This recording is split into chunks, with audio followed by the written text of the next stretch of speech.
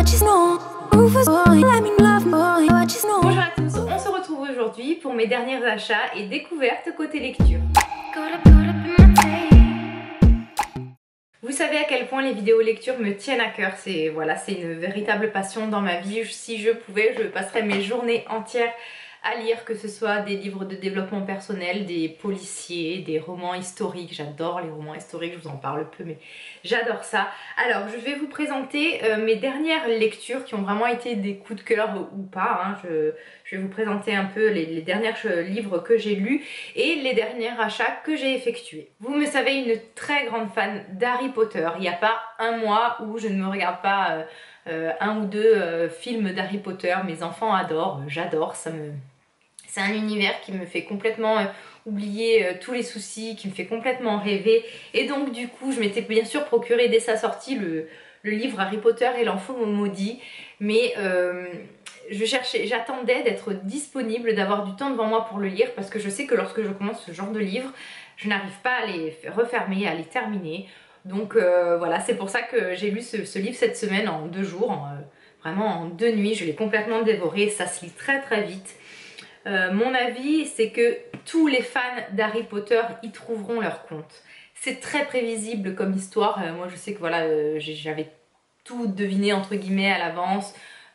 Toute la trame du livre, c'est plein en fait de clichés vis-à-vis de tout ce qui a été écrit, tous les livres, tous les films d'Harry Potter. Donc voilà, J.K.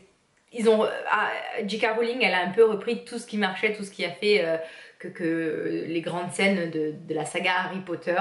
Donc si vous êtes fan, vous allez adorer. Demain, quelqu'un qui va découvrir Harry Potter, l'univers d'Harry Potter avec ce livre sera peut-être déçu, il manquera forcément quelque chose. Donc tous les fans vont être comblés forcément. Voilà, je suis sûre qu'on a tous adoré retrouver les personnages. Il y a un peu...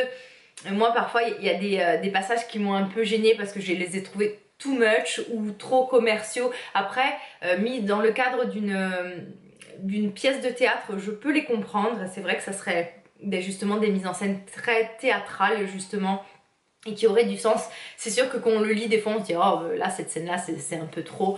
Je vais pas vous dévoiler laquelle par exemple, hein. J'ai pas du tout envie de vous spoiler l'histoire. Mais voilà, donc là ça fait partie, donc vraiment ma plus récente lecture, je l'ai fini en 2 jours, je l'ai dévoré, tous les fans vont aimer. Je vous ai partagé dernièrement une vidéo sur la pousse des cheveux. Il y a un livre qui est pour moi un incontournable de la beauté des cheveux et cette vidéo m'a vraiment refait penser à lui et du coup je l'ai ressorti de ma bibliothèque et je m'y suis oh là là, j'arrive pas. Je m'y suis plongée de nouveau parce que je l'avais déjà lu et je vous l'avais présenté il y a des années. C'est le livre J'aime mes cheveux de Elodie Joy Jobert. C'est pour moi un indispensable. Vous pouvez trouver des tas de livres, je pense, sur le sujet, ou peut-être pas, mais en tout cas pour moi, s'il devait en rester qu'un, ça serait celui-ci. Tout y est dit sur comment entretenir ses cheveux d'une manière naturelle et saine. C'est vraiment quand même pour les adeptes des soins naturels. On va parler du no-poo, du no-silicone, des masques maison. Moi, tout ça, c'est un univers qui me parle, c'est des soins qui me parlent, que je prodigue, que j'utilise depuis des années. C'est l'un des meilleurs, je trouve, du coup, livres. Il y a un excellent chapitre sur la chute des cheveux et en relisant, je me suis dit, mais c'est fou, en fait, tout ce que j'ai dit, tout y est dit, en fait. Tout s'y retrouve, tout y est cité, l'essentiel, voilà. C'est très condensé, c'est à la fois court et très complet, donc c'est ça que j'aime beaucoup. On va à l'essentiel, le principal y est dit. Donc voilà, du même auteur, vous pouvez trouver le layering, pareil. Le layering, c'est un rituel japonais en fait qui consiste à cumuler en fait plusieurs soins d'affilée, bien adaptés à son type de peau. Et ça a été en fait le premier livre d'Elodie Joy Jobert, qui est un véritable petit bijou aussi si vous aimez les soins naturels, si vous cherchez à prendre soin de votre peau, mais vraiment mettez ces 2 livres dans votre panier, allez à la FNAC, les feuilleter, achetez-les sur Amazon, mais ne passez pas à côté. J'ai lu il n'y a pas très longtemps Magical Timing, l'art de retrouver du temps pour soi. Je vous en ai... Est-ce que je vous en ai parlé? Non, j'ai dû vous en parler sur Instagram. Alors, ce que j'ai aimé, petit livre court qui se lit très vite, qui va à l'essentiel. Souvent, les livres pour développement personnel, ça divague un peu, ça passe parfois par des chemins détournés pour arriver à l'essentiel. Moi c'est ça parfois que je leur reproche. Là vraiment on est dans le concret, le précis, ce qu'il faut faire, ce qu'il ne faut pas faire, des petits conseils.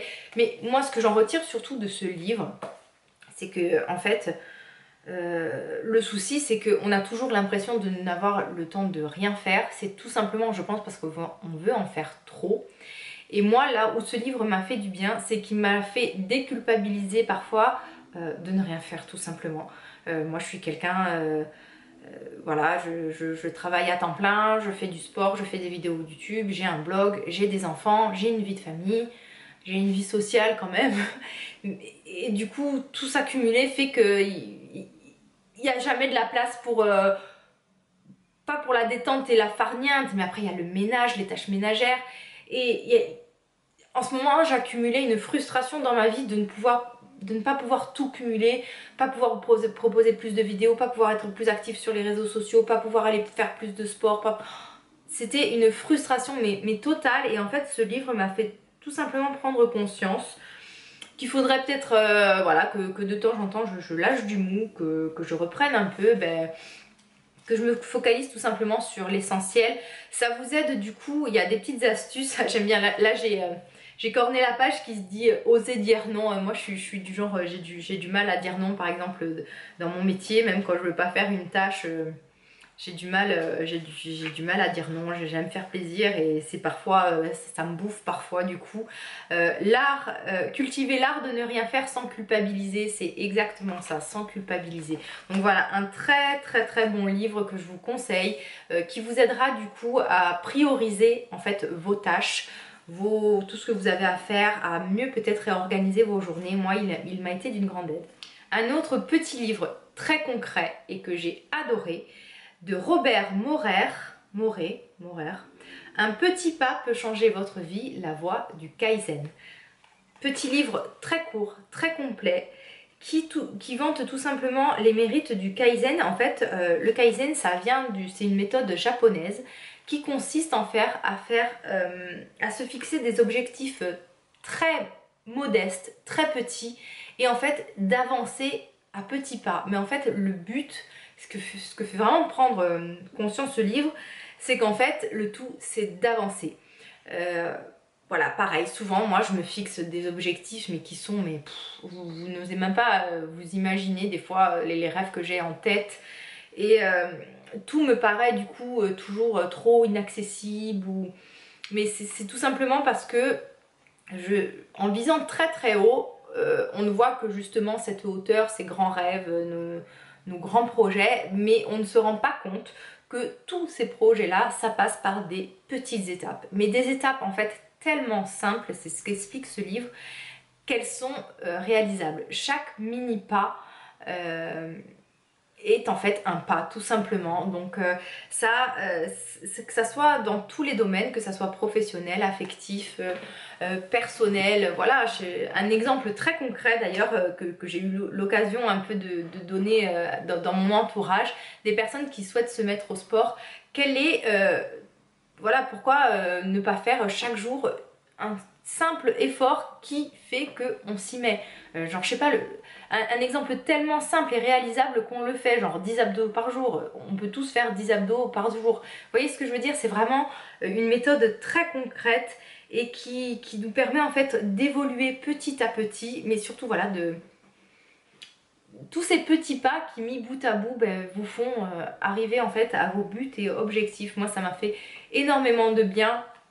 Désormais, lorsque j'ai une tâche à effectuer et qu'elle me paraît insurmontable, j'essaye vraiment de la découper en plein de mini étapes, et je me dis voilà, quel premier pas tu peux faire Audrey pour tendre vers ton but. Et c'est comme ça, c'est quelque chose que j'avais mis en place quand même il y a quelques années, parce que c'est un sujet qui revient beaucoup dans les livres de développement personnel, de vraiment réorganiser vos grands projets en mini étapes, mini objectifs. Mais là ça m'a fait encore plus réduire la taille de l'étape et la taille de l'objectif à des choses très concrètes et réalisables au quotidien. Donc voilà, moi c'est un livre qui m'a fait énormément de bien, que je ne peux que vous conseiller. Donc voilà, maintenant je l'utilise tous les jours lorsque j'ai l'impression qu'il y a une tâche insurmontable. Je la découpe en, voilà, en mini étapes qui font que hop, voilà, une fois que j'en ai franchi une, ça me redonne encore plus de peps et de volonté de continuer, et c'est comme ça du coup que petit à petit j'avance vers tous mes rêves et tous mes projets. Alors ensuite, 3 autres livres, un que j'ai commencé à lire, que je vous ai présenté sur Instagram, du docteur Wayne Dyer, qui est très connu dans le monde du développement personnel. C'est un peu un grand gourou aux États-Unis. Donc arrêtez de vous trouver des excuses. J'ai commencé à le lire et je vais vous lire un peu le 4e de couverture. Se libérer de cette petite voix qui nous dit « je n'y arriverai pas ». Nous avons tous le pouvoir d'atteindre la maîtrise de soi, de faire ce que nous voulons et d'agir de la manière dont nous le désirons. Mais nous sommes assaillis de doutes et de peurs qui font obstacle à la réalisation de nos rêves et nous empêchent d'atteindre nos objectifs. Donc le docteur Wayne Dyer, il est psychologue, psychothérapeute, il a écrit des tas de best-sellers. Dans ce livre que j'ai à peine commencé en fait, ça vous aide en fait tout simplement à franchir parfois enfin c'est fou, mais enfin moi je pense que vous êtes comme moi, mais pour moi souvent tout me paraît insurmontable. Je lutte quotidiennement avec ma petite voix. J'ai toujours une petite voix en tête qui me dévalorise, mais parfois je me dis mais mon Dieu, mais comment tu peux te parler comme ça? Tu n'oserais pas penser ça des autres, tu n'oserais pas parler comme ça à quelqu'un d'autre, et pourtant tu t'infliges ce type de pensée, ce type de raisonnement. C'est fou, moi je suis très difficile avec moi, et donc en fait je pense que ce livre va m'aider à être un peu, voilà, un peu moins sévère, et aussi à me...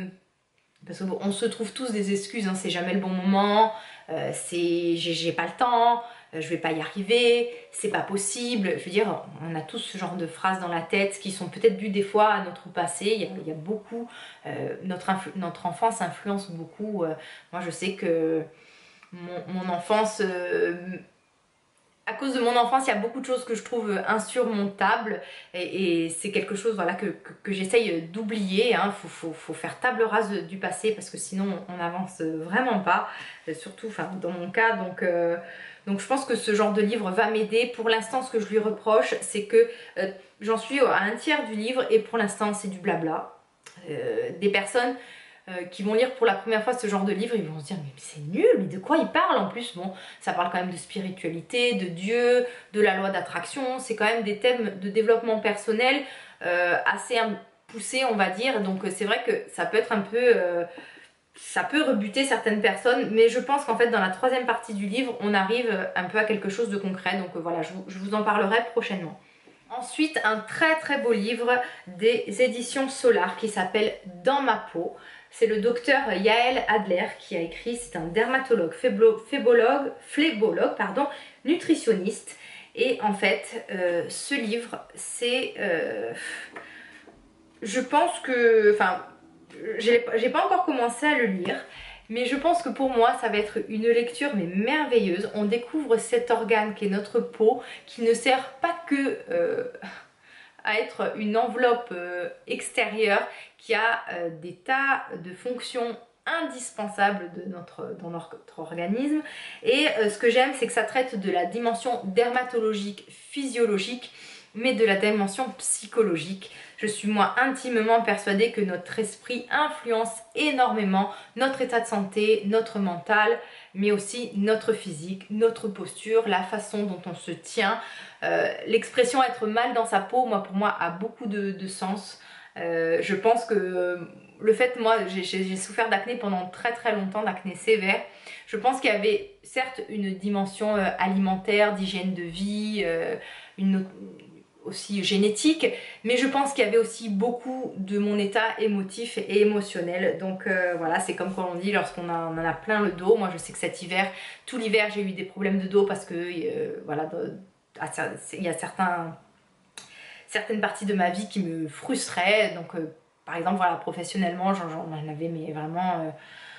un ras-le-bol total et je ne faisais que me bloquer le dos. Donc je pense que notre corps exprime beaucoup de choses et nous fait parfois passer des messages voilà, qu'on n'entend pas ou qu'on ne veut pas entendre. Donc voilà, un très très beau livre que j'ai vraiment hâte de lire et que je conseille un peu à tous les amoureux des soins de peau, de la dermatologie, de la physiologie, de la biologie et tous ceux qui ont peut-être aussi envie de mieux prendre soin de soi, de mieux se protéger, voilà, et de mieux lutter contre tout ce qui est problème de peau, que ça soit eczéma, psoriasis, acné, les rides et tout ça. Et enfin un dernier livre qui je trouve fait bien le lien du coup avec celui-là, c'est Soigné par l'alimentation du docteur Jean Seignalé, qui est médecin et biologiste.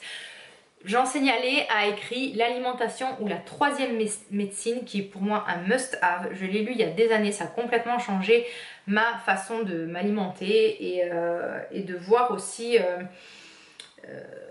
tout ce qui est maladie auto-immune, tout ça.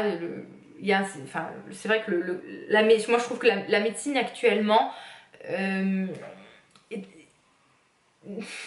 pas qu'elle est inappropriée pour ce type de maladies qui sont en plus de plus en plus de plus en plus communes. Moi je vois des tas à la pharmacie, mais c'est fou, de plus en plus jeunes, des personnes qui souffrent de fibromyalgie, de spondylarthrite, de psoriasis, et je pense que la médecine passe complètement à côté de ce type de maladie et ne traite pas la cause fondamentale de ces maladies là. Donc vraiment là, le docteur Jean Seignalé a fait tout un travail de recherche, il a expérimenté sa méthode sur des grands malades atteints de maladies auto-immunes et de maladies très très graves. Autour de moi, j'ai des personnes qui ont testé cette méthode et ça a fonctionné. Donc je suis intimement persuadée que nous sommes ce que nous mangeons, en partie, et que l'alimentation peut faire des miracles sur certaines maladies plus que les médicaments. Donc voilà, je ne l'ai pas encore lu, j'ai hâte de le découvrir. Si vous ne connaissez pas l'alimentation ou la troisième médecine, que vous vous intéressez à la nutrition et à la santé, mais vraiment foncez, c'est un indispensable. J'espère que cette vidéo vous aura plu. C'est un énorme plaisir, vous le savez, de partager mes lectures avec vous. Je vous embrasse tous très fort. Je vous invite à me mettre en commentaire quelles sont vos dernières lectures déjà, si vous connaissez ces livres, si vous les avez lus. Et je vous retrouve très bientôt. Je vous embrasse. Bye bye.